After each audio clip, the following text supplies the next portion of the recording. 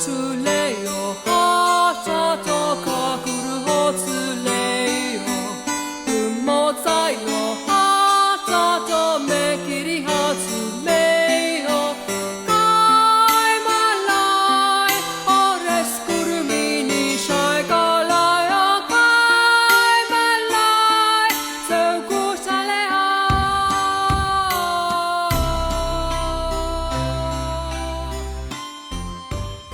Hello Internet, Gino that Pinguino Greco here again with another episode of Deep Listens, and today I'm going to be discussing some sort of it's a Final Fantasy topic. I am joined as always for Final Fantasy podcasts by Chris ZombiePie Redacted and When are Jeff Gino Root. and Jeff going to use their Japanese language skills to translate my special collection of anime instead of these Final Fantasy tracks? I need to know why all these girls in my anime keep calling their boyfriends Oni-chan. Joined by Chris ZombiePie Redacted and Jeff Root. Hello, Jeff. Hi. I'm sorry. Sorry I did the bad thing that made you both not like me anymore. It's okay, Jeff. I've still probably picked more worse things. Oh, I tried here. Don't worry. I've picked Final Fantasy 13 and mobile gacha games. Jeff, what did we play? We didn't play anything. What do you say? What did we how many listen times to? are we going to make that mistake, Gino? What did you think of this gameplay or this video game? We're going to make that mistake a lot. I mean, there's a lot of instruments involved. I was given permission, I'll note, by the host of this show, Gino that Pinguino Greco, there's a Gui there, to examine two official pieces of the Final Fantasy canon that were endorsed and released as Square products in the prime of the series, the SNES run. And those two products are Dear Friends, Final Fantasy V, and Final Fantasy VI Special Tracks. Two separate products. They're albums. These are records that I... Yep. That's... Look, I know what I have pushed out the boat on what this series can examine. But I have a sense this is about as far as this boat will be pushed. Yeah, for as adamant as you two are that I can't pick ROM hacks, like this surely is a weird delineation that you think that, in particular, Gino, that Jeff has not crossed. I thought when Jeff picked these two albums that this takes us one step closer to eventually ending up at a Dear Friends concert or something and then rating that. And that seems dumb in a way I can get behind. And so here we are discussing these two albums of music that was not released to the American audience for reasons we'll get into. So that's why I allowed it. I reserve the right to disallow such chicanery in the future. So, ZP, I heard you brought a tape. Is that a candle? Nope. This is a return to form for me. This is some sort of seltzer that has been made potent. This is from a company who claims to make the White Claw that you want. It is High Nude Sun Sips. This is vodka plus soda. So I decided to done a goof. So what's the worst flavor of any of these alcoholic tonic water things? It's black cherry. So I decided if their version of black cherry doesn't taste like dog vomit, then maybe they're doing a better job than the other alcoholic tonics we've tried on this show. So, gentlemen, we've technically finished something. So, salute, happy birthday, Merry Christmas. I see. Why is his sip so loud? Yeah, it's like he's pouring it into the microphone. It's like he's got a throat mic. Just get that. That's okay. You know what? That's definitely better than White Claw. When Jeff and I drank White Claw or Bud Light seltzer. Good. I bet if I tried an actually good flavor, it might be worthwhile. How many stars is it? Stop burping into the fucking microphone. Just turn off the mic. Let's say that black cherry is like 3, so slightly above not bad. Here's the difference between you and me, Chris. When I realize I've pissed Gino off, I at least tread somewhat lightly. Like, I at least, okay. So, I think I'd like to try this. And you're just like, dick burping out on the table. Wham! Let's go. He just keeps burping. Yeah. We're a professional show. welcome to our professional show. Jeff, do you have something to do? I've opened a beer, and it's from a company that hasn't paid me to talk about them. So I'm enjoying it so far. Good. Okay, good. I want to give everyone the opportunity to do weird nonsense at the beginning of the show because, darn it, it doesn't happen every time. Here's the thing. This show is my weird nonsense. Okay, you've indulged me far enough. That's true. You've actually not even finished indulging me yet. So. That's true. We haven't even started. The indulgence hasn't even begun. So. Reminder, you can get in touch with the show at Deep Listens Pod on Twitter, deeplistens.libsyn.com. We have our comment sections, and deeplistenspodcast@gmail.com. You can support the show on patreon.com/deeplistens if you were to do so. If only a handful of you were to do so at this point, it would force Jeff and ZP to play Unlimited Saga, which, Jeff, how would you describe that game? A not exactly interactive piece of software. That's Would you basically say maybe a cavalcade of dark pain? It's a less interactive version of the Game of Life.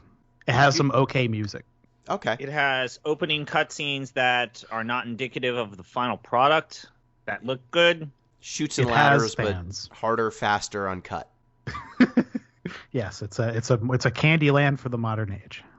Excellent. All right, so there's the plug, and I believe folks are also suggesting things for Off the Deep End. Subscribers are suggesting things, and Gino, what's the game that you've suggested for our endeavor?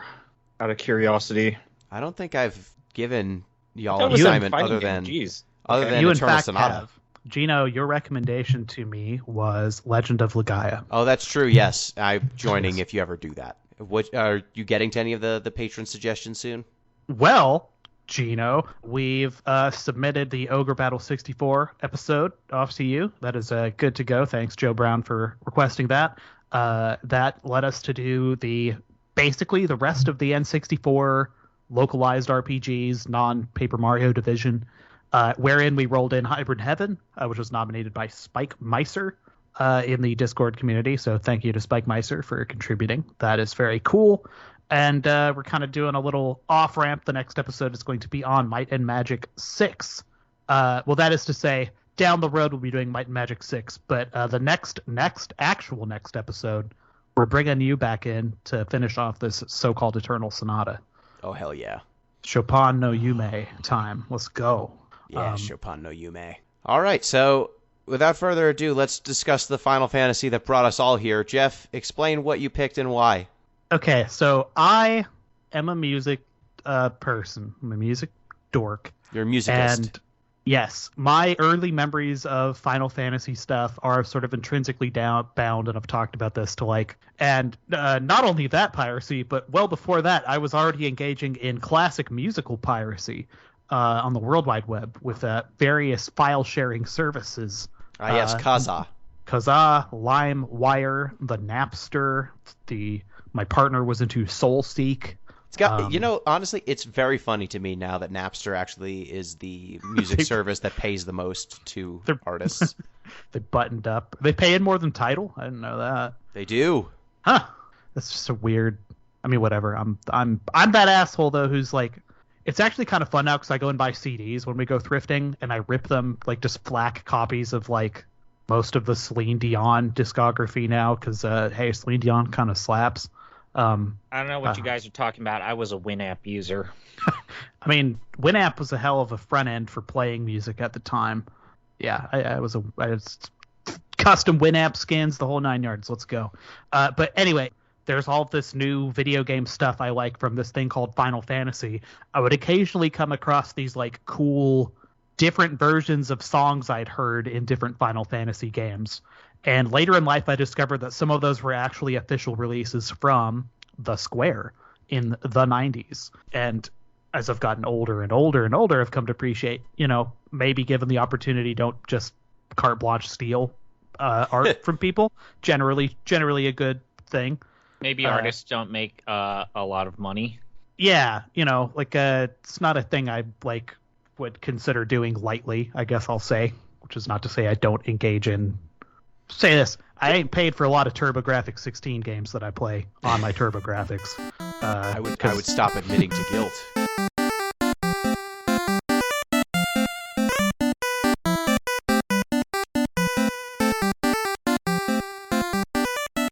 Nobuo Uematsu. Here's the thesis of this whole thing, okay? We talked a little bit in the process of talking about 6, wherein we also got to talk about 9, about Hironobu Sakaguchi and how important that man is basically to like the core identity of this series. A man who, should be noted, hasn't worked on a mainline Final Fantasy game in almost 20 years. It's kind of a series that's been shepherded forward by like a troika of sorts of people. So here's my first bullet point. It's been 20 years since Nobuo Uematsu basically left Square, then Square Enix in 2004. And even then, if you go to the Final Fantasy series Wikipedia page, just like the top level franchise thing, there's a composer listed, and the composer is still Nobuo Uematsu, which is kind of crazy. Like he hasn't, he worked on it for like 20 years, slightly more than 10 years. And then, as far as anyone's concerned, he is the only person who has ever made music for this series. Yeah. And that's kind of remarkable, but it's also like I think you'd be kind of hard pressed to be like, oh yeah, there are names, to be clear, and it's not like all the music just went to shit like immediately. Like that's not necessarily true. There's plenty of interesting stuff. However, the whole series identity is kind of bound up in, I think, this cigar. I think as much as you could call this Sakaguchi series, it was kind of Uematsu's series as well. So Who is this dude? He grew up fiddling around on a piano. He was not a classically trained musician. He did not go to music school. He has a degree in English. His first job was basically working at a music rental shop, like just renting out equipment, basically. Hell yeah. And he was approached by a Square employee who was there to rent some equipment in 1985 and said, hey, would you like a part-time job making music for computer games? And that's all he thought it was going to be. Was just like, oh yeah, it's just like some side money. It's fine. Whatever. I'm interested in like working with keyboards and this could be fun. So his first credit is on a game called Cruise Chaser Blasty for the venerable NEC PC 8801. It's a great title. And he touched about a dozen games prior to working on Final Fantasy 1. Sakaguchi came to Uematsu in Square headquarters like, hey, I'm working on this RPG thing. This is the murky part of this. So Dragon Quest comes out in 86. Dragon Quest 2 comes out at some point in 87. Final Fantasy 1 comes out in December 87, something like that. Anyway, I don't know what the actual like genesis of his interest in doing this was, other than it would be an opportunity to write video game music with like more breadth than like kind of brief arcade experiences. Like he did the music on 3D World Runner, like games that are, it's like a 10-minute brief thing. This was like a canvas basically. So he took him up on it. At some point late in the development, Sakaguchi come to him and said, oh shit, we need like an intro theme, like something to play over like literally the opening text crawl of this game. And we need it like, we needed it yesterday. So the Final Fantasy prelude thing that when you picture like the crystal glowing at the start of those games, he said he wrote in about 10 minutes, basically under pressure to just like crank something out.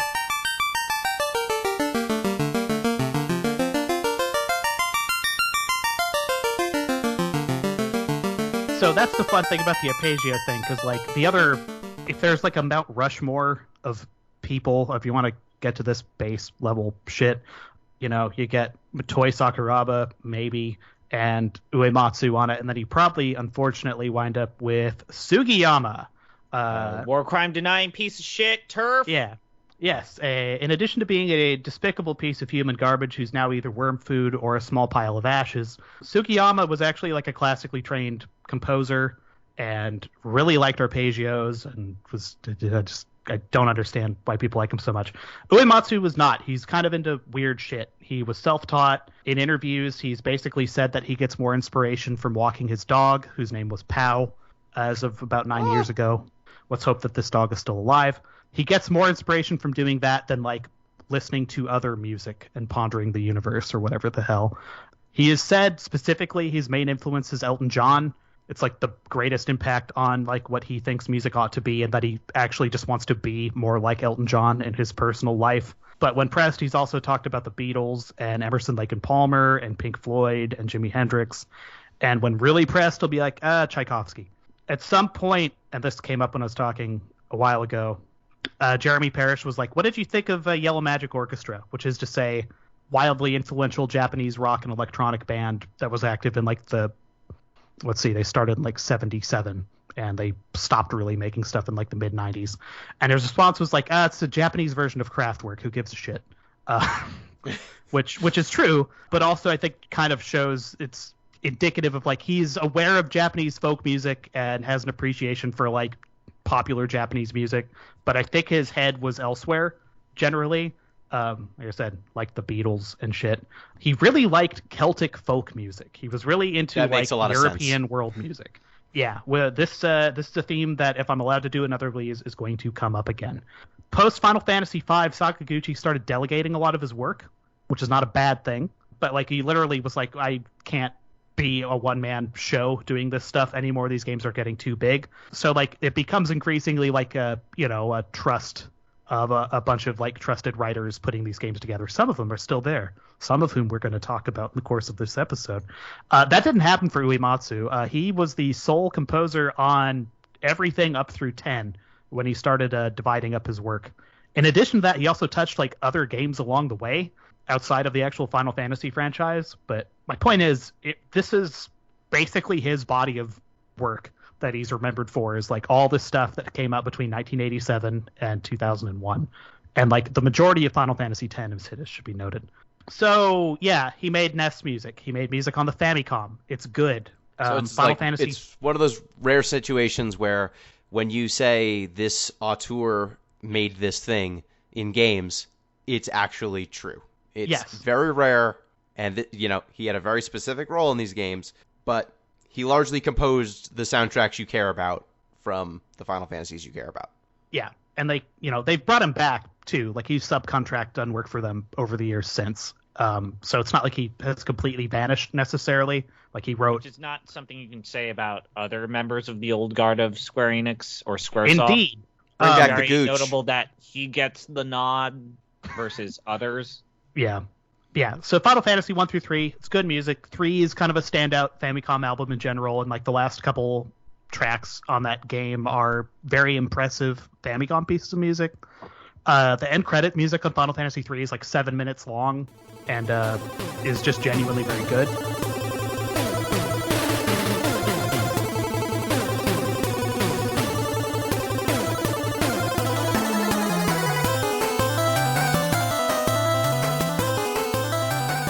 There's a lot of like explorative, experimental stuff that he would do, because that's, I think, where his interest was. Again, go listen to Emerson, Lake and Palmer. I don't know if you guys like ELP, if you guys want to throw in Tarkus every once in a while, but like shit gets weird, and I think he liked weird quite a bit.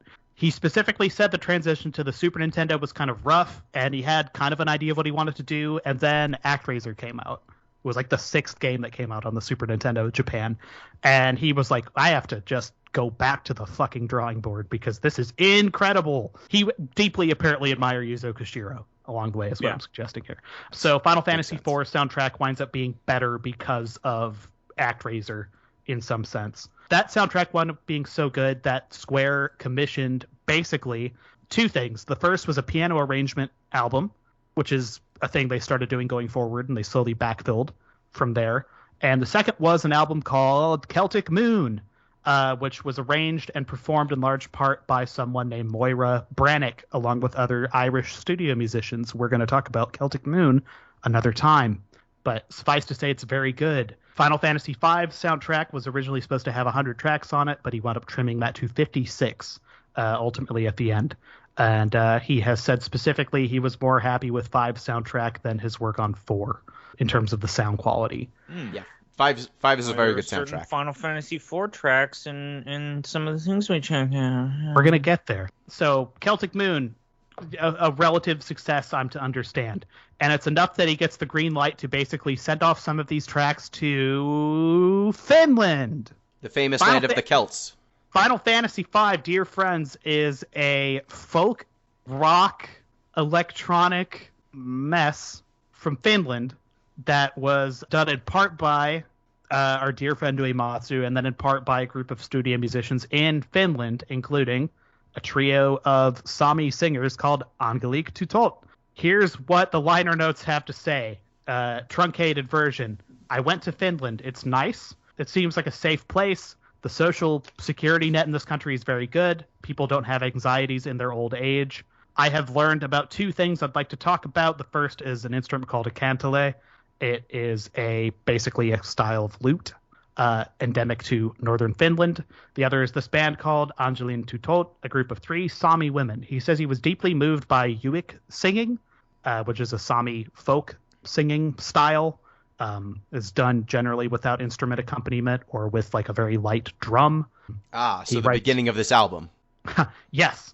He writes specifically about the members of Angelin Tutot talking about Sami persecution. Said some Finns used to look down on us, not so much now, but until about 20 years ago, schools were forbidden from using the word Sami. So expresses, I'm working through machine translation here, but like some admiration for people working under those kind of adverse conditions in Scandinavia, and some like vague platitudes about minority politics, basically, that don't get translated very well. But suffice to say, sensitive to this. I think we're talking about like very kind of broad humanist shit going on. That's the liner notes, so that's what we've got from him on this record. It's got 14 tracks. Dear Lord, does it have 14 tracks? But it's missing the So here's, yes, the real story here. Well, there's 2 real stories. 1, what the hell is this thing anyway? Why is this from Finland? What? 2, it's a Final Fantasy V album that does not have the song from Final Fantasy V that you want, which is Battle on Big Bridge. Which is crazy. Or the boss music, or the battle music. Yeah, you get some bangers, and you get some clangers. So Jeff, is this Skung? It's Casio Attack. It's like Death by Synthesizer, a lot of it, unfortunately, and that's a thing that is done for budgetary reasons, probably less than we like this. Mean, do you know what this reminded me of? It reminded me of Long Whipping Boy of the Giant Bomb community. It reminded me of McCartney 2, which has the very famous and well-loved temporary secretary. Yes. And the backstory for why McCartney 2 is just this giant, departure from McCartney and relies on synthesizer and studio experimentation, and kind of like his attempt to do electronica meets new wave is because he was on drugs and he wanted to try something new. Good for him. Can relate. There's a part of that I felt with, especially this first album, Dear Friends. It attempts to try and convey a story using songs that are out of context of the video game they came from. Yeah, and you can't really tell a story. There's only 1 track with lyrics in it, and they all sound like ass. They don't all sound like ass. But you are right about the lyrics. Let's start at the beginning. Ahead on Our Way, which starts with chanting and drums for a few seconds.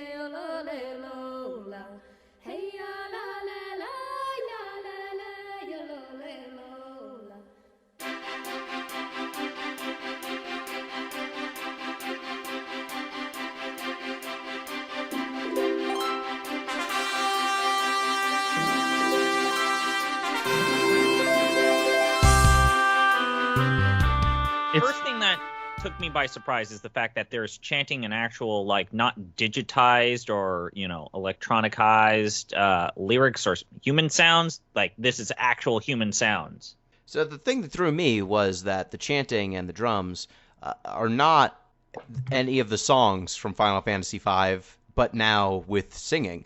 It's just like a completely net new composition or decision that then leads into the main theme of Final Fantasy V. So it is a smash cut from chanting that is unrecognizable as Final Fantasy music to a song that you've heard a bunch of times if you've played this game. It's the world map music, it's the main theme. But with a different, but with a Casio version of it. It's not the SNES sound. It is a very studio Yamaha-ass sound after this Uik, which is crazy. It's weird. Yeah, they seem to actually use some instruments, or at least use a better synthesizer to synthesize the instruments. There are multiple instruments instead of just SNES sound chip stuff. Yeah. It's a nice arrangement. It is longer than the main theme of FF5 normally is. It's got a bridge. There's a little cantilla, this kind of harp instrument that is played in the bridge, but other than that, it's just kind of lingers longer than it ought. I didn't feel like it benefited from that extra coda at the end, and I felt like the flute and clarinet instruments were way more pronounced in this version of Ahead of Our Time. this is something that's going to come up later. Certain instruments are louder and certain instruments are not properly mixed. And so that means that parts and aspects of each song sometimes get drowned out. The flute and clarinet sounds totally drown out a lot of the stuff. There are times when the lyrics feel overpowered. Yeah, so ahead on our way, a fine rendition of the main theme of FF5 with a kind of weird intro. Then we go to Lena's theme, which is pretty straightforward, played pretty close to the vest.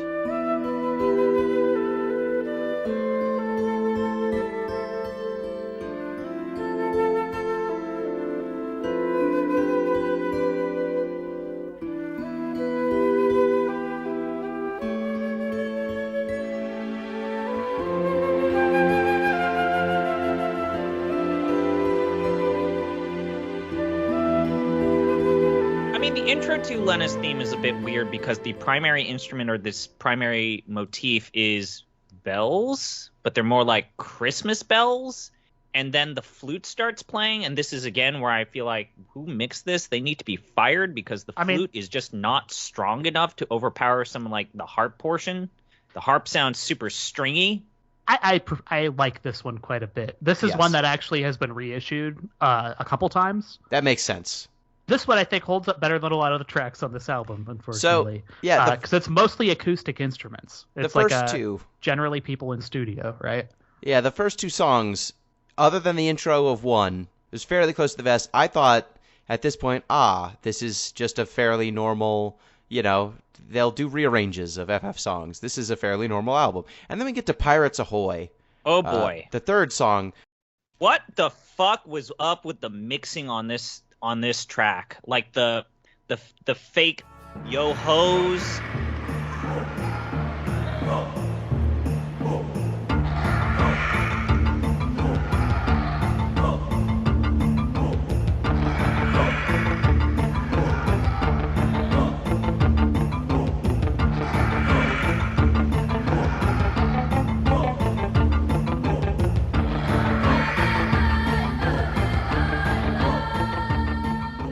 Would you like to know about the yo-hos? Yes, tell me more. Country. Okay, what if I told you that the yo-hos are actually real people? I thought so. Yeah, my notes here. First two loops are fine. The instrumentation is nice. There's a marimba on this track, digital or otherwise, but it's a good sounding digital one. You get some Angelit Tutot doing some more Sami singing in the background, but then you get this pirate chorus, and there's credits for this entire pirate chorus. The pirate chorus is, and this is ridiculous because it's just people going, oh, ha! Sakuma Yoshimoto. He is a studio personnel at NTT, where this was final mixed in Japan. Follower A is Nobuo Matsu. Let's see. Follower B is Takashi Nielsen Tokita. Takashi did vocals on several Square releases after this one. He'll come up again, probably. Pirate C is Michio Okamiya, who was the rhythm guitarist for the Black Mages eventually. Hell yeah. Square member. And then follower D, yes, they had 5 people doing this, is Kazuyuki Kurishima. He was the character supervisor on Super Mario RPG. He eventually went on to Love to Lick. So he was on Live Alive and then did work on Moon. And I think his most recent thing was freshly picked Tinkle's Rosie Rupee Land. So here's my question. Why did we get all 5 of these fucking people? They were available and already on salary? Probably. Sure. It's I don't know. I don't mind this. It's a silly track compared to what follows after. Again, I thought that this was poorly mixed because some of the instruments are way louder than the others. It's almost impossible to hear the bells and cymbals. And then when you get to the end of Pirates Ahoy, where it's that Donkey Kong Country forced style ending where it's playing tropical music, it's just such a dumb, awful way to end that song. They went for a nautical theme, and that's what you get. There's a little bouzouki at the end, which is a Greek mandolin, basically, or like a Baltic mandolin. It's fun. Anytime there's an actual instrument played on this record, my ears perk up a little bit, and I get happy. And then you get to track 4, which is Critter, Tripper, Fritter. And my notes here just say awful, garish, nightmarish shit, like a comic relief This gave song me from earblood. Five. This gave me earblood.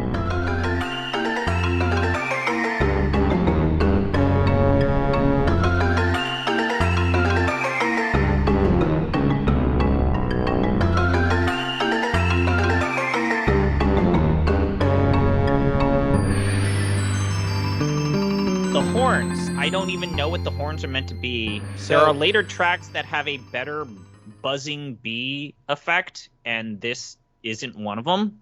The string instruments are way too staccato.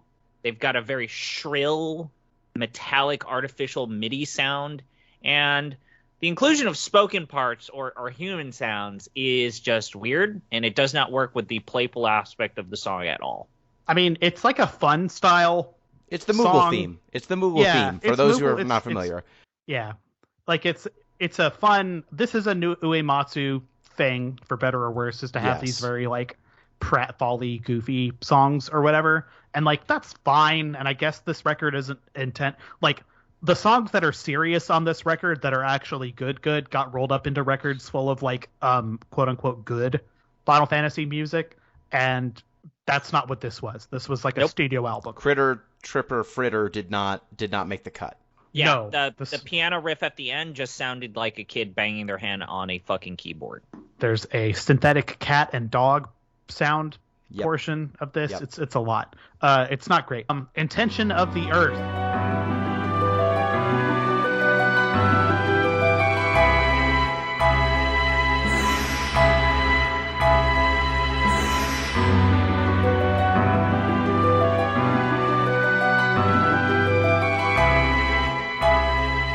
I actually think this is a better arrangement than the one in the game.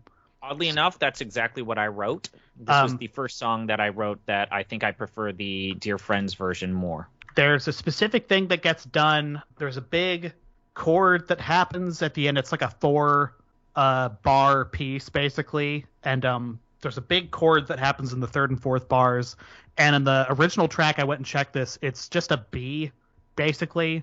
I'm sorry, I'm getting into music theory here. But it's just a kind of a standard tension sort of ratcheting song. And what they do here to accentuate that tension is that B chord's also got a C flat on top of it. So if you're playing a first and then like a half step above that first, you get this dissonance that comes out of there. Yep. And it kind of like it creates additional discomfort and tension when you're wandering through like a dungeon. So I actually think this is improved specifically. That said, it's like a bunch of synths, so like but they tried something here, and I think they actually hit on a good idea.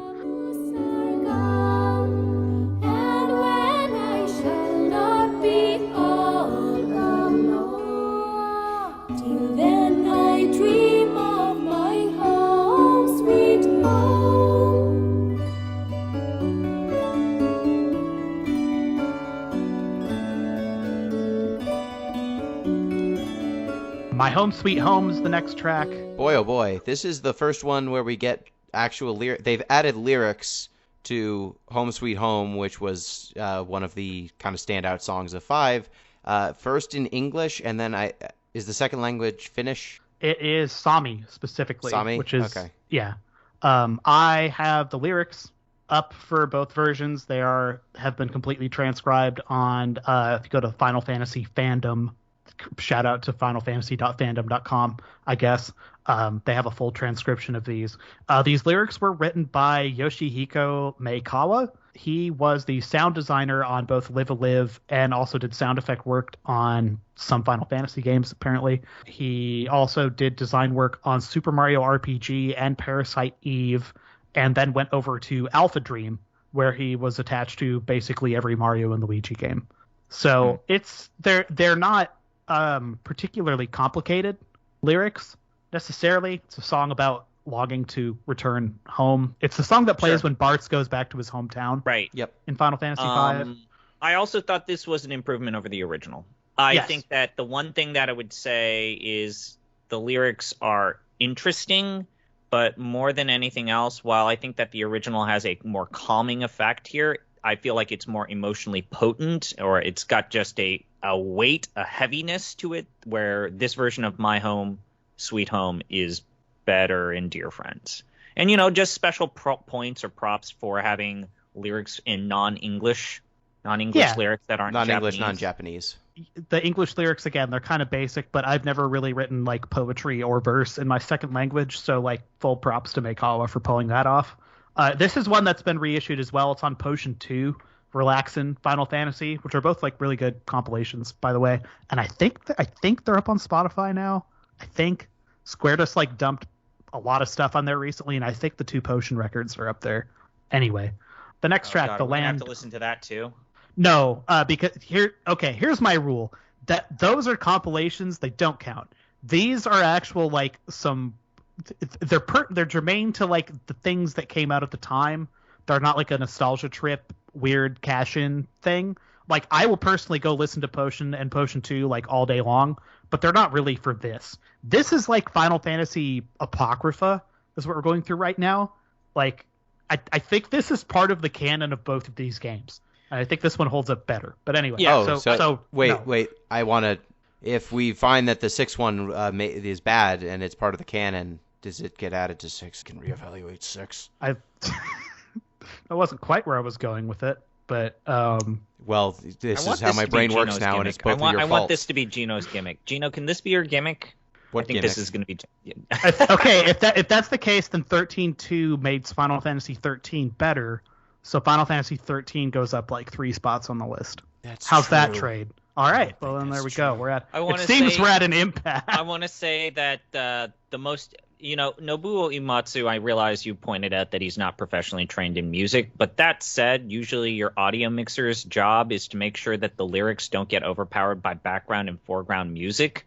And that does happen from time to time where it feels as if, the lyricists and singers are wavering or breaking, or it feels like their voice is about to give out, or, instruments sound louder than the people singing. And the singing is also not like. It's not strong, it's and not it doesn't strong. seem like it had a filter to like remove background sounds. I more meant like it's not like they went out and got great, outstanding singers. They didn't get Leona Lewis. There's not. I mean, these are trained studio musicians that are singing. Yeah. Angelique to Tote, if you look them up there, they were they're again, I cited Celine Dion. They're not Celine Dion necessarily, but like they were professional. They're fine. Singers. They're fine. I'm just saying it's not. They're not like they didn't blow my socks off lyrically or Yeah. vocally. I get the sense they probably weren't that expensive. Probably not. So wait, as was Gino, the you Soul mentioned record. it. Final Fantasy 13 got Leona Lewis. Doesn't that give that game some extra props? Leona Christ. Lewis is the only reason that's only the worst game. It could have been lower. No, track number 7 is called "The Land Unknown." Yes. My note here says this feels like the most Super Nintendo song on the record.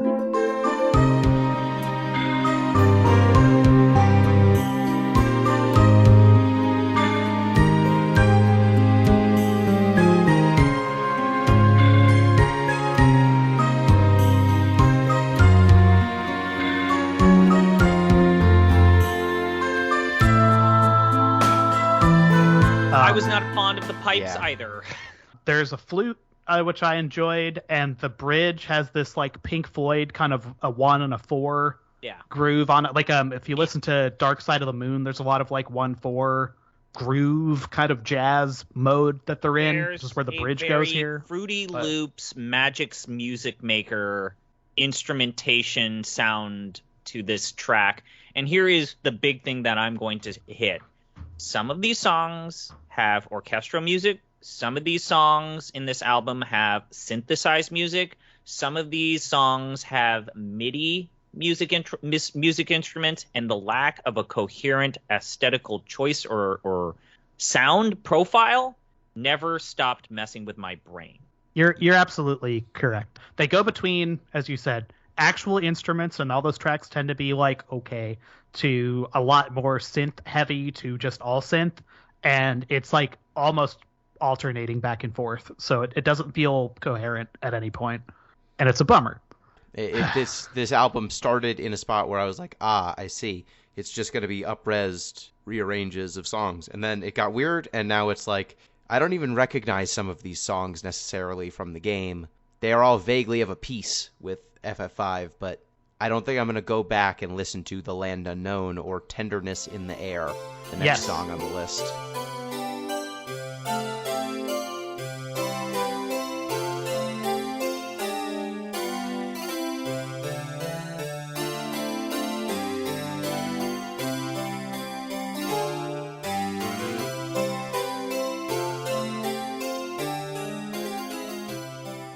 Yeah, I think this one falls short of the original. It sort of builds on the track. Like I said, it's usually in the bridge in these songs, which is not really that surprising, I guess, if you're like interested in how musics get built. Yeah, you put a little jam in there. There's a little riff on the Tantagel Castle music from Dragon Quest 1 in the bridge.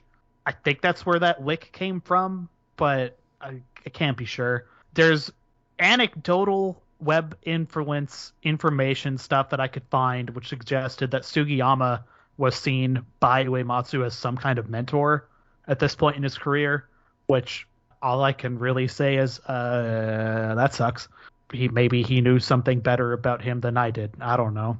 I mean, guy seems like people who are good at piano who are bad at other things. But in any case, it's kind of whatever.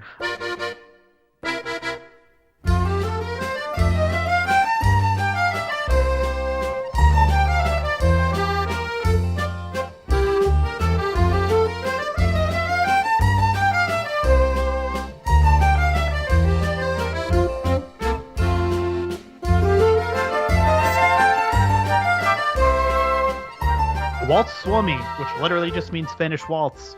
This has got me wondering if this was like just kind of a mood he was in when he was writing a lot of this game. It's either that or he had tracks that didn't make the cut and he somehow got permission to repackage them, because the waltz music in 5 is for a very specific scene with a very particular mood and tone. And Waltz Suomi here, it feels like carnival Renaissance fair music and has a completely different emotional weight to it. So the snare drum and top hat, they all sound bad or just not hard to disagree. I think this is maybe the best track on this album. I think it's criminally short. The Italian accordion in this track, accompanied by a countryside-esque violin, it completely misses the point in terms of what this music was originally designed for. Look, man, don't go to Central or Northern Europe. That's all I'm gonna say. I like an accordion. You're dissing the songs of my people, you piece of shit. Anyway. Yeah, I've got the Scandi and I got the Italian, and they're gonna defend the accordion as not being abominations from hell. You sit there and you say Weird Al Yankovic isn't one of the greatest musicians of a generation. You can get out. Weird Al kicks ass. He does. Okay, Waltz Suomi's fine. Yeah, it's one of the only like completely new arranges. It's not a song from 5 that I can tell. And it is. It is definitely in there. Yeah. It's just a big rearrange. Just sounds real different. Yeah, they went all the way on the actual folk acoustic instruments on this track, and it's like all the stronger for it compared to most of this record. Like I think it's legitimately quite good. But I like a polka and I like a little waltz. So. That's old potato eating Jeff for you, I guess. Then we got Fate and Haze, or the dungeon music.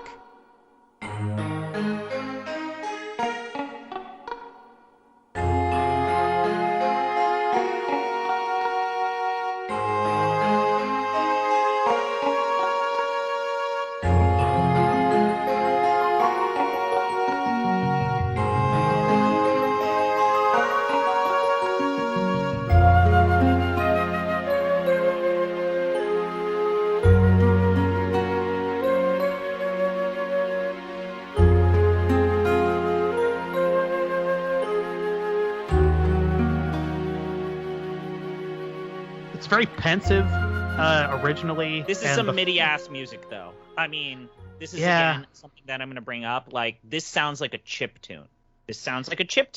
And when you accompany it to the real instruments that we've listened to prior, it's weird that we have these SNES MIDI-sounding chip tunes right after, like, real lyrics and actual, instrumentation. There's like weird orchestral sounding instruments in this track right next to synthy artificial sounding, like, again, Fruity Loops sounding electronic instruments. There's a nice flute. The very breathy flute adds to, I think, like the pensive is the word I keep going back to, but there's like a nervous energy of going through like a dangerous dungeon place that they layer on top of, as you said, a pretty Casio heavy backing tune. It's not the worst on here, but it's nothing.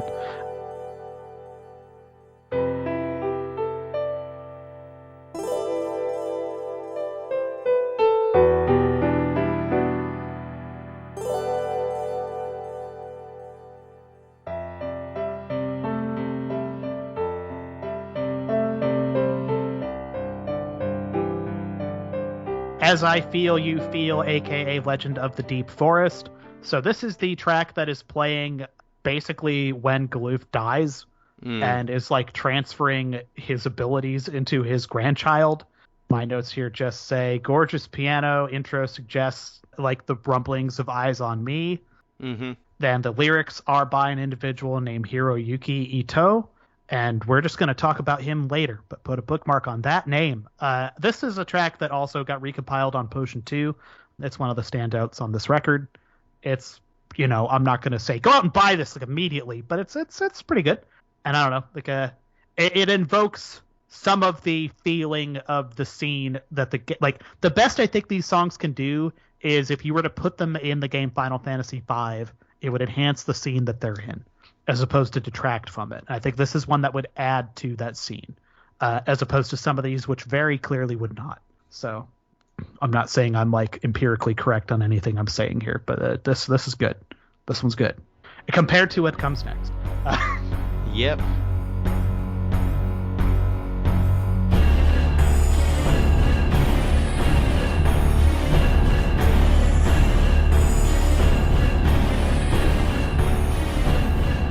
The next track on here is Music of Machina, and I wrote just all of this great music on this record gets immediately followed by garish electronic nonsense, and it just sucks shit. This is frustrating. The drums in this track are just downright bizarre. They're limp and weak and get overpowered when the other primary instruments start playing. And the weird buzzing effect with the violins or mandolins, I don't know what they were trying to go for, but it is annoying. Yeah. Mm-hmm. Incredibly shrill. And there's like this weird whirring sound when they play. So it sounds, this track constantly sounds muddy. It's got a real stab at making industrial music feel to it, which is what the original game track was as well. It just doesn't land. Like, it doesn't feel at place on this record at all. And it's just a weird choice that this is even here. And there's that weird part in the end with the ostinato chromatic scales, and it just sounds like the most generic Dragon Quest-esque ostinato chromatic scales. It's really something. I don't mind the piano hook midway through, but it's not my favorite on here. Music Box, second to last track. We're almost through this whole record. I didn't hate this. Yes. I did not hate Music Box.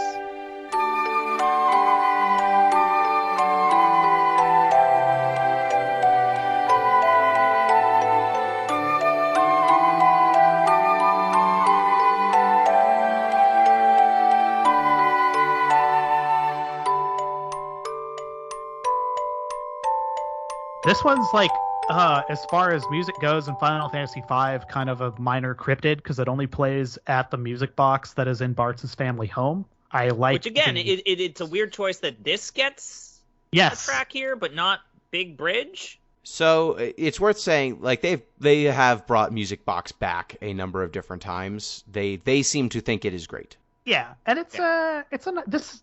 Maybe not this version, but the track is fine. I thought that the blips and bloops of the SNES version of this track actually do this track some favors. It sounds more authentically Music Box-esque when it's like trembling on the high notes in the SNES version, as if you're like listening to a music box with some unexpected bumps or bruises. That said, it's a good track. It has a lot of depth, and that makes the entire song sound more dreamlike. And it seems like this is one of the few musical tracks in Dear Friends where I feel like they justify the extra fidelity and also justify the extra additional orchestral instruments or just instruments in general. Yeah, you get some flute, you get some bagpipe. Anytime a bagpipe comes on, it's you're either going to respond to that positively or negatively. The accordion is okay with you people, but not the bagpipes. No, I love bagpipe, but there's some people who are like, oh, that's a lot. Oh, you need to turn that down. And you'd be like, baby, this don't turn down. This is quiet for bagpipe. This is all it does. But I tend to like it.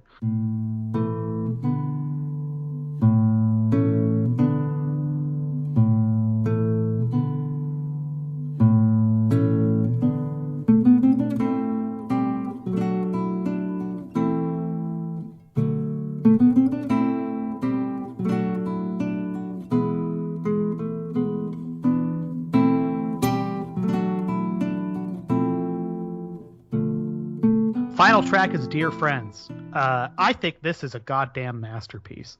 This is incredible. I think the guitar on this like conveys very well this like it's a somber victory. It's like a Pyrrhic victory. It's basically what they're going for in the game. It's like, yes, we won, and we lost some friends along the way, but it leans like entirely on the like actual acoustic instrument angle of this album, which is where it shines. I think this is great.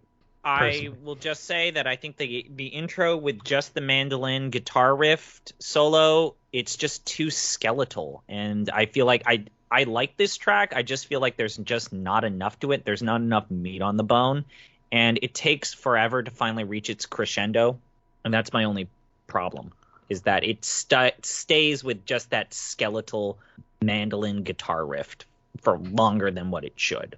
It does feel weird coming 2 tracks after an industrial synth track, to be clear. Several of these things are not like the other things.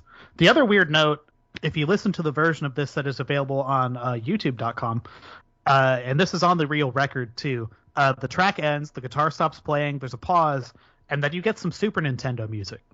Some actual Super Nintendo Sony sound chip music that is not from Final Fantasy V, and it's also not from Final Fantasy IV, and it's also not from Final Fantasy VI. What do? What do, Jeff? The track that plays there is called City of Forest, officially, and it is from Final Fantasy Mystic Quest. Oh, fuck.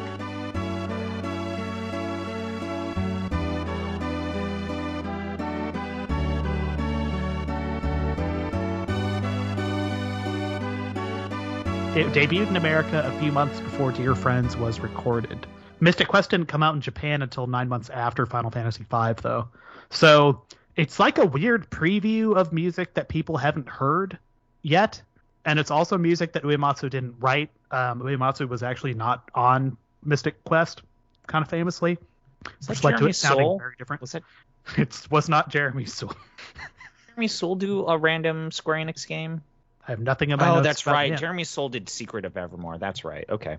The bad Mana game that no one likes. Fuck off. It's my favorite.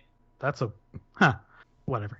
We like what you like. This record is strange, and it's too incoherent to be actually good. It has what amounts to like 4 or 5, I think, like very listenable, nice. Sometimes the tracks are tracks. longer than the original. Sometimes Yes. the tracks are shorter than the original. There's too much weird synthetic noodling on this to be like a solid recommend.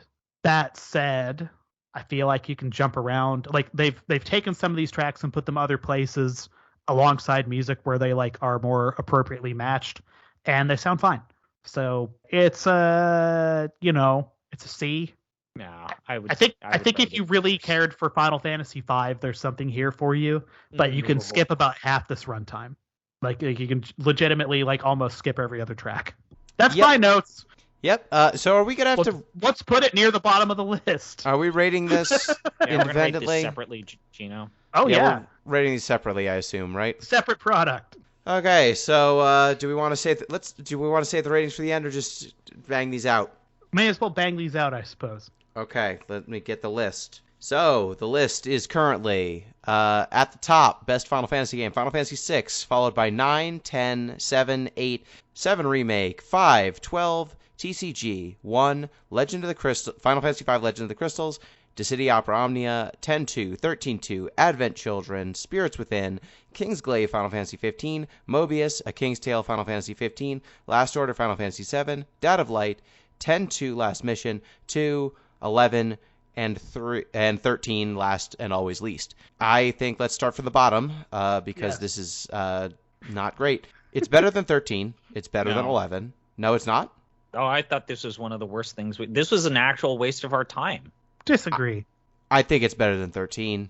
It's only But it's at only least an hour. 13 is even remotely appears to be a Final Fantasy product. If you pulled this out of context, this is not even. It has none of the. What do we come to these Final Fantasy things for? Story, technical excellence, certain recurring motifs and icons, and this has absolutely none of them. This is not me calling you out, but ZP, do you listen to the music in these games when you play them? Not generally. You see, and look, I'm not saying that makes you bad because that probably puts you in like a plurality of people. I personally think that's like an affront to God. That's not how I experience life. So I actually don't understand like specifically how a person could do that. That doesn't make you bad. I'm not trying to like personally shit on you or tell you that what you're doing is wrong. I've made it clear that I play these Final Fantasy games while listening to podcasts and oftentimes skip the music for those that are listening. Then I do take issue with your comment that like this does not have some of the things that you come to Final Fantasy for because as Final Fantasy V was one of the few games where I played with the music on, and as someone who likes the Final Fantasy V music, this, to borrow a term from Jeff, felt like an affront to God. There's no coherent motif or aesthetical choice.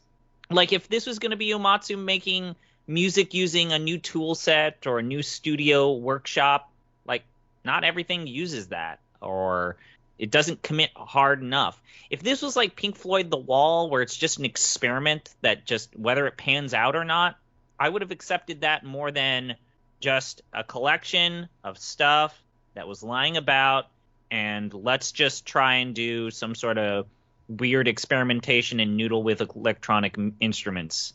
That's where I come from. That's my perspective here. Like, there's no substance to this. Where is the substance to what we've listened to? See, my stance on this is it's an inoffensive 1 hour. It's like a boring rearrange album with half the songs not being so great, but it's an hour. I could put it on while I'm doing something else, and I am not offended by it. Like some of the songs I would skip if I had to listen to more of this. But at the end of the day, it is not wasting 40 hours of my time. It is wasting at most a half hour because I think half of these songs are legitimately good. So it's not going to get high on this list, but brevity saves it to a certain degree. I can't be too mad at something similar to like Last Order, right? It's a half hour of fanfic, like it's a half hour retelling of cutscenes. It's better than 13. God, damn straight. Now, is it better than 11 or at 2? So now I'm going to put my foot down. 11 is a video game that has created a community. God bless them. I've had nothing but negative experiences from them. But God bless them. They have Harpies, all of them, around this weird oddity and maybe developed Stockholm Syndrome, is what I suspect. They have flogged this game into its 20th year this year. But here's the thing. There is no denying that Final Fantasy XI is important. One could argue that Final Fantasy XIII is not important. In fact, it pushed the franchise backwards technologically and creatively.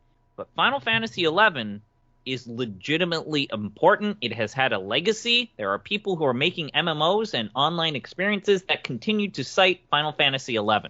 Let me read parts of the list again. Arc alone, Final Fantasy XI deserves more credit for how it has sustained itself than what we've listened to with this album. I feel like these rules here, let me read parts of the list just to make clear how it's currently ranked, because this argument, it goes A King's Tale, 15, then Last Order, then Last Mission, then 2, then 11, then 13. If you're saying that because 11 has some sort of clout, because it was an MMO before there were a lot of MMOs and people like it, what the fuck is Last Order doing above it?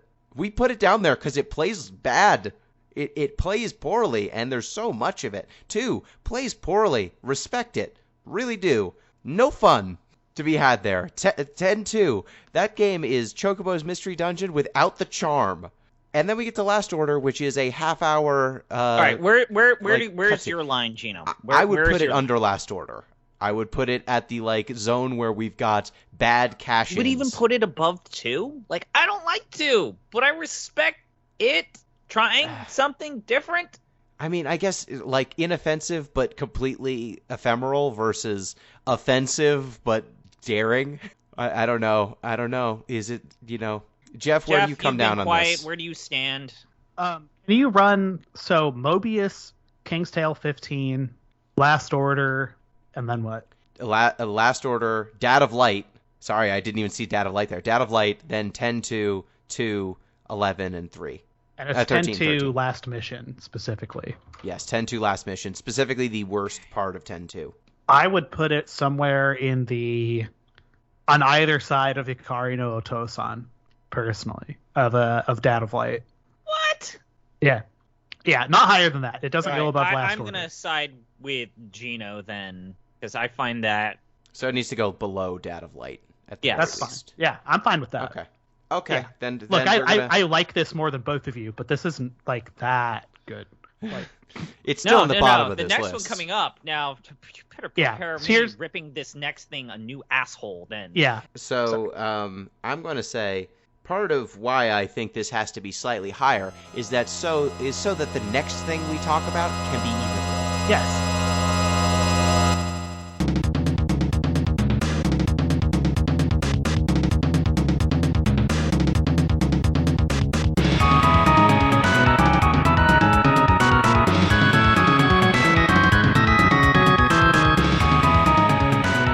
So here's my prelim notes for this. The time on this gets kind of weird. So there's a 12-month gap between Final Fantasies 1 and 2. There's a 16-month gap between 2 and 3. 15 months between 3 and 4. 17 between 4 and 5. And 16 between 5 and 6. So, like, between a year and a half, he's got between each one of these to, like, write all of this music. So in a span of 16 months, Uematsu wrote the entire soundtrack for Final Fantasy VI, which when they released it as an official OST, it took 3 CDs. Final Fantasy V, it was on 2, and Final Fantasies prior to that were wound up on 1. And it was, like, rapturously, immediately well-received and recognized in Japan. There was an ongoing, like, game music symphony show that was being done at this point annually, and Sugiyama personally invited Uematsu to come sit in the front row of this, where they did a big full production of the opera scene, basically. Like, this was an incredible soundtrack. Like, I don't know if you've heard, but Final Fantasy VI, good music.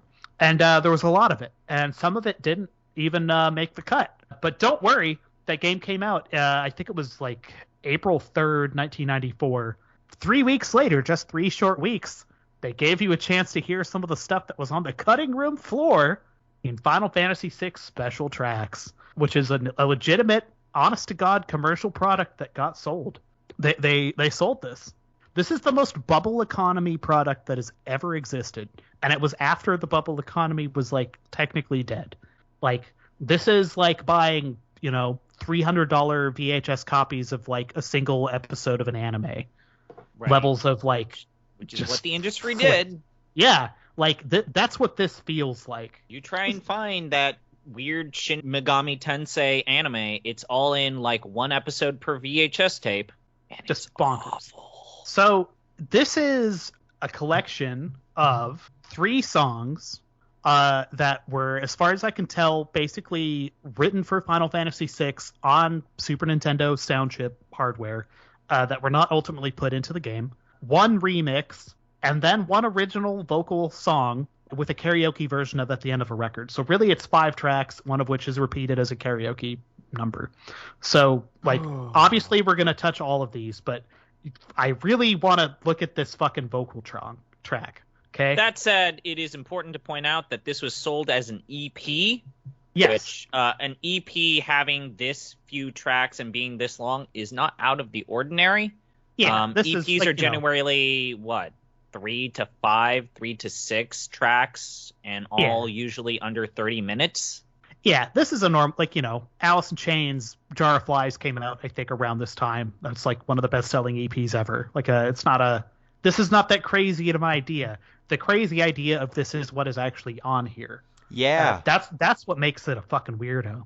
So, approaching sentiment or approaching premonition, there's like several different ways of seeing this translated. The Japanese, as far as I can tell, is Chikatsuku Yokan. I've really had to dig around on the internet to figure out what the fuck was going on here, because this is incredibly weird. 届いた神風に揺れて溶けてさそ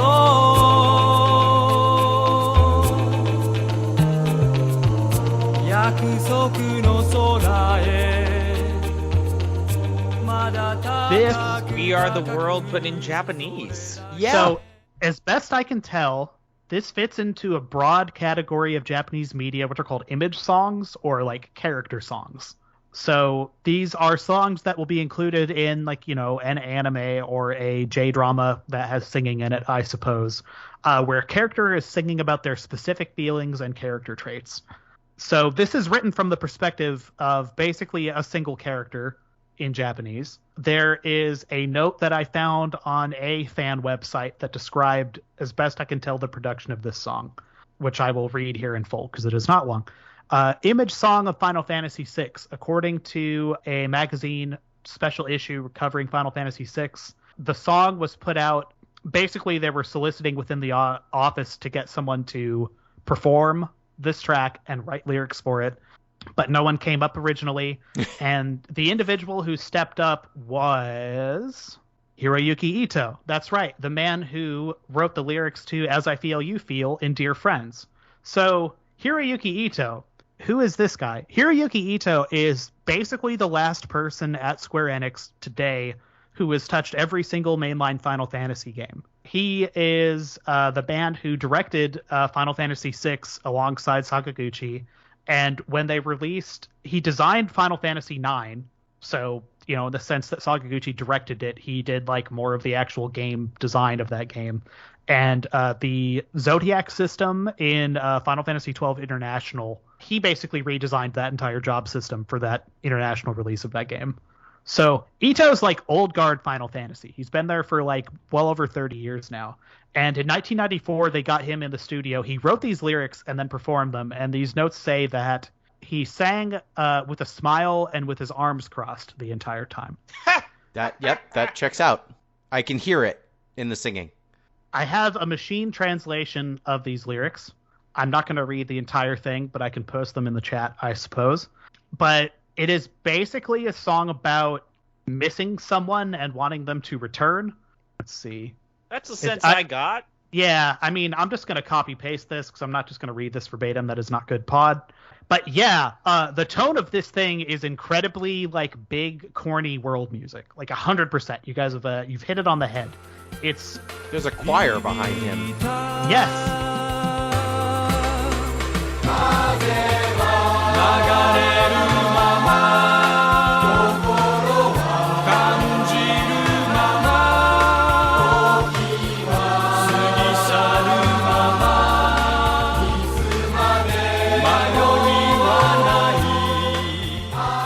It sounds like it might be choir children behind him that again is poorly mixed because they're hard to hear. You can barely tell what they're saying or even hear them. Just like We Are the World. Upload as file, this says. It's Sorry. fine. We don't need to. It doesn't matter because the song's bad. I mean, it's cheesy and ridiculous, and like it such that it is from the perspective of an individual character. It's either from the perspective of Celes or I guess Locke, because Sure. it's basically about not wanting to lose someone again, which I suppose could make it Locke. But then Celes was convinced Locke had died because they had like a parallel thing because it's like poetry, it rhymes, whatever.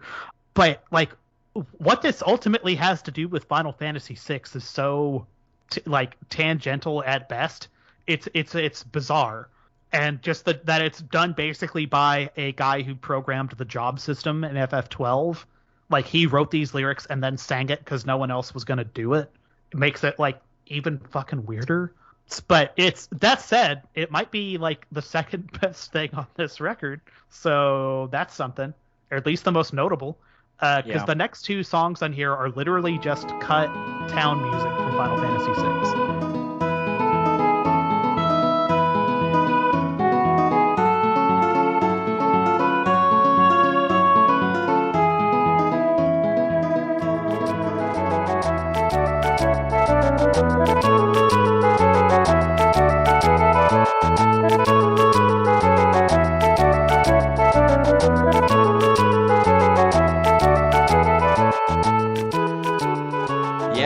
Completely unremarkable.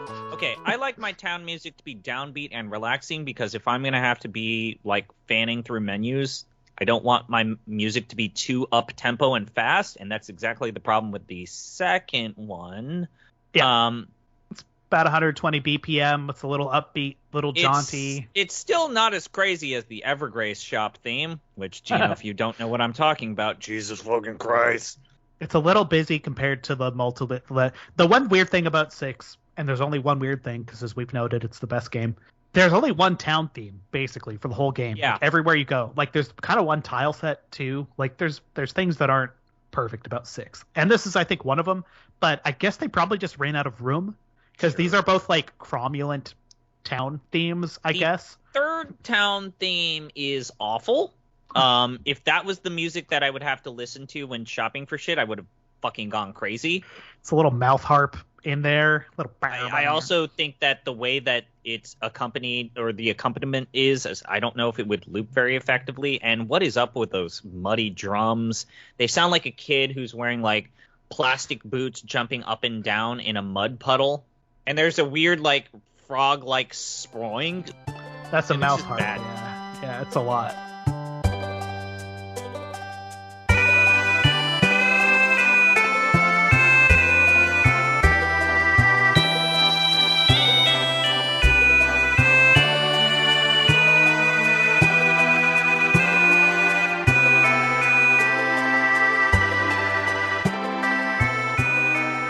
They decide to ruin one of the best tracks from Final Fantasy IV. Yeah, so the next track on here is as best I can tell, done to like the SNES sound chip spec remake of Troy and Beauty from Final Fantasy IV. So this is real weird, because it makes me wonder if they were planning on putting this in the game, and if not, why do this? Why do this?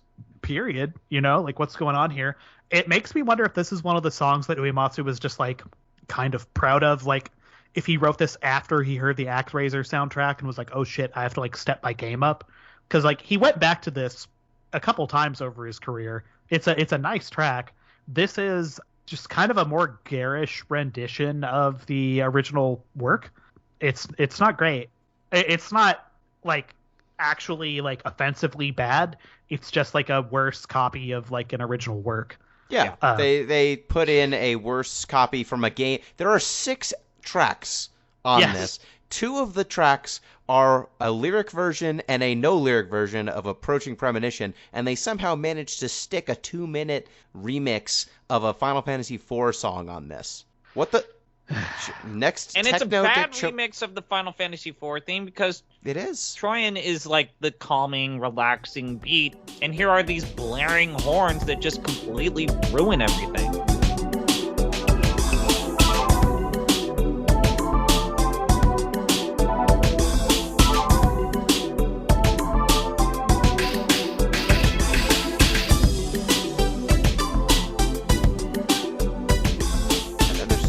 Chocobo, the only good song on this whole fucking album, because this is it's just why so weird. I don't buy for a minute that Nobuo Uematsu didn't like Yellow Magic Orchestra, because this sounds like some Yellow Magic Orchestra shit. So this sounds like he's listening to music from this period, because what this actually sounds like to me is a David Bowie B-side from Black Tie White Noise. Like, if you go and listen to like Looking for Lester off that album and then listen to this, like, it's the same sort of like Euro club instrumentation, basically, which is to say it's all synths. It's just got the Chocobo theme set over it. Mm-hmm. But it has a very, very specific early 90s electronic music feel to it. I guarantee you Uematsu heard Black Tie White Noise and liked it, which he should. Black Tie White Noise is underrated, okay? People got to stop talking shit about Black Tie White Noise, okay? I'm pointing at you. That's fine. Look, Kevin. I don't know who Kevin is. But if you're calling me Kevin, I take offense. But yeah, this song's fine. It's kind of fun. This is a kind of fun song. Look, all the Chocobo songs are at least fun, and this one is fun. A really good Chocobo theme, Final Fantasy 13 too. I want to buy the Chocobo. It's good stuff. And then Final Fantasy VI Special Tracks ends in Approaching Premonition bracket karaoke. And it's just... Why was my version called track. Approaching Sentiment? This is a translation thing, and it's probably Sentiment.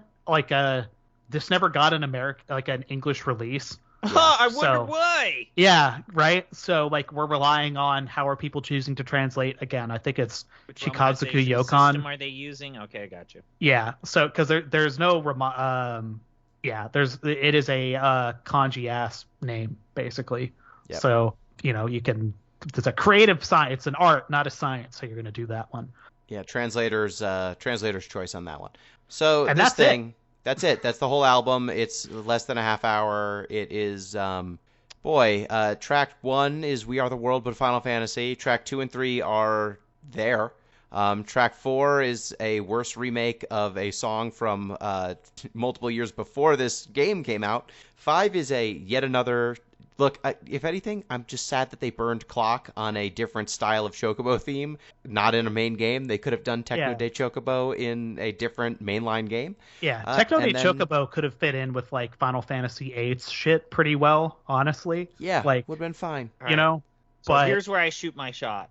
okay. This was a waste of our time. Yes, it was. Yeah. I am fine with this going below everything except 13 because fuck, I hate that game. Okay, Um, here's I'm going to repeat basically everything I said for 13 the last time. Say what you will about 13, but it is trying to be a Final Fantasy experience. It was not purposefully made to be an aimless cash grab to take people's money during like an economic resurgence or like pre-bubble whatever, what have you. 13 was trying to be a video game. It was trying to be a Final Fantasy video game.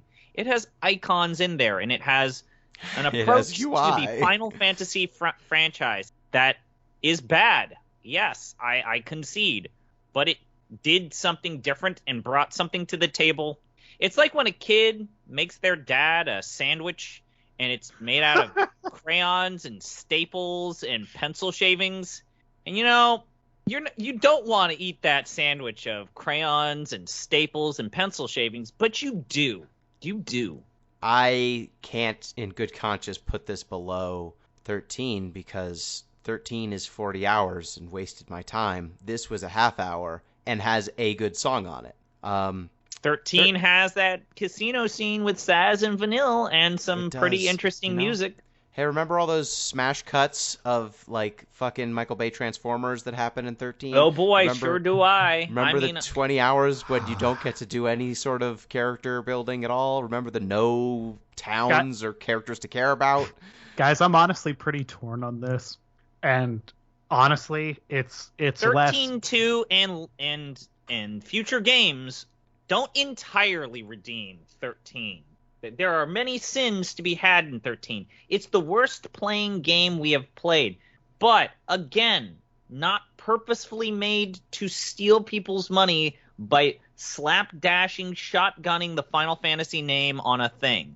No, it was thrown out to die after blowing through deadlines for multiple years. Okay. Instead. Here's a case I'll make, Gino. I'll see if I can't win you with this, then Okay. I've got something. Wouldn't it be funny if we had Final Fantasy VI on the top and bottom of this list? All right, you've convinced me. Like literally both ends.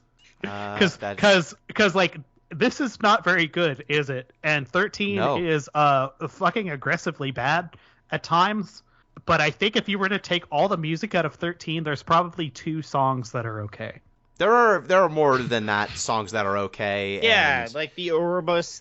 Yeah. I still listen to that Orba. I don't know how to pronounce Yeah. the place. And I mean, Erba.